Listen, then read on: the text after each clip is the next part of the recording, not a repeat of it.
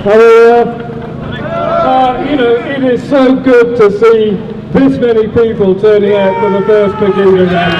Thank you so much for coming out. Fantastic, fantastic. It does me a power of good to see this. It is just brilliant.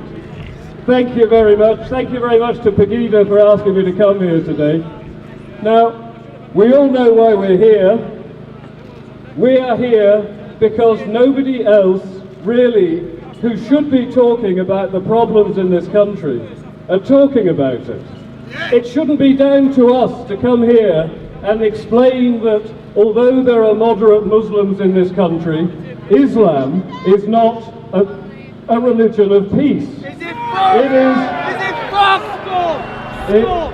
Exactly. It is an ideology and a political organisation which promotes violence, warfare, terror and submission before Allah. Now we need to wake up in this country about the situation we're in. And you look at the news over the last few days, we have had these 3 girls going over to Syria, and apparently everybody is really concerned about this. Our whole intelligence services are trying to get them back. Well listen, we don't want them back. Go away, get out.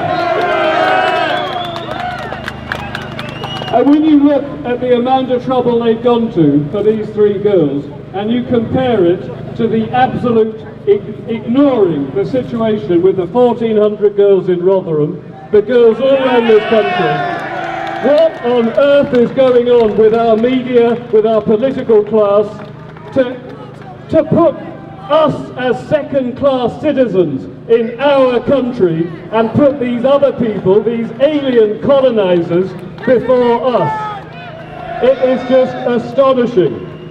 And the other story in the week was the one third of Muslims in this country think that it is okay to kill journalists, thank you for that, to kill journalists who are exposing the truth about the sort of person Muhammad was. 1/3. There are 3 to 4 million people in this country, Muslims in this country. 1/3 are a million people who have no objection to killing us if we insult the Prophet Muhammad. Well, all right, who is the Prophet Muhammad? Look at this guy today.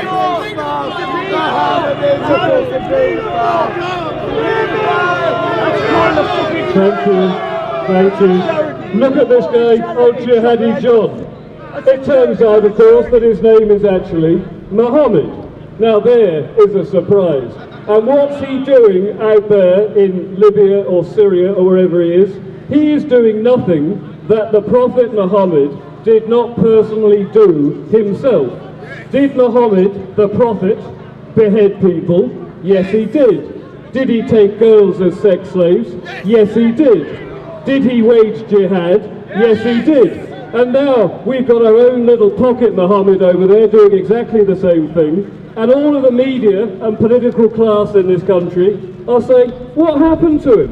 What on earth led this nice, well-educated young man from Westminster University to go over there and start chopping off English people's heads? Well, it's quite simple. He has not been radicalized by some peculiar imaginary ideology. He has taken the words of the Quran at their literal value. When Muhammad said, I have been commanded to wage war against all mankind until they testify there is no God but Allah and Muhammad is his messenger, that is what Jihadi John is doing in Libya. It's literal, it's real. And when Muhammad said, I will instill terror into the hearts of the disbelievers, strike at their necks, that is what Jihadi John is doing in Libya. It is nothing to do with some perverted ideology that he has taken. It is the literal words of the Quran, and it's about bloody time everybody in this country understood this is a book of hatred, terror and submission. Now, I've been talking to some of the media during the week, some of the BBC people, and they said, what are you going to be talking about when you do this Pegida rally? And I said, I'm going to be talking about the truth, because you are not hearing the truth. And they said to me, are you an Islamic scholar? Do you know the Quran? And I said, no, I'm not an Islamic scholar, but I know what it says in the Quran. And they say, well, tell me one thing it says in there that you think is a bad verse. So you tell them a bit. Any one of them, really, but the most important one is, I have been ordered to fight all men until blah, blah, blah. That is a call to war. And when I say this to them, they don't say, is that really true? They just gloss over it, and they say, but you're just inciting hatred. We are not here today to incite hatred. We are here today to get the truth about this disgusting, backward, savage, barbarian, supremacist ideology masquerading as a religion called Islam. Pure, unadulterated Islam. It is a problem. And the other story during the week was the numbers that are growing. Apparently, amongst the young, it was 5% a decade ago. Today it's 10%.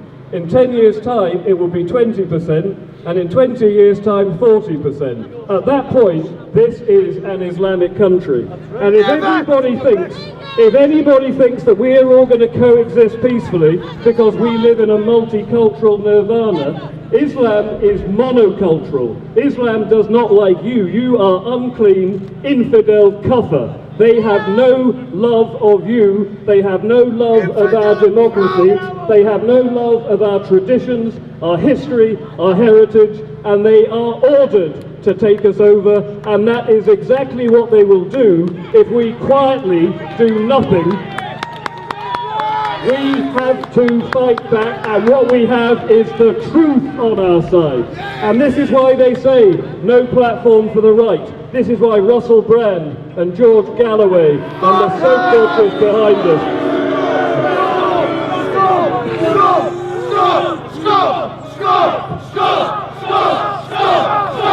Let's hear it for George Galloway, a traitor to his country, an absolute traitor to his country, a most disgusting man you have ever hoped to see in your life.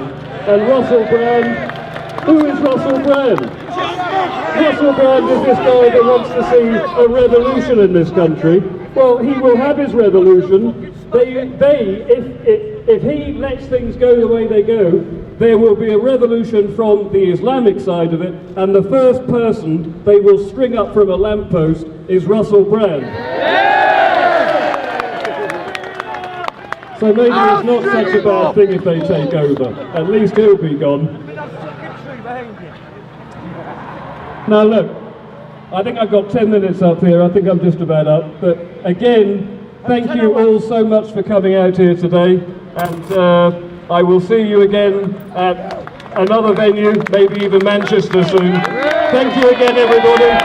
Thank you.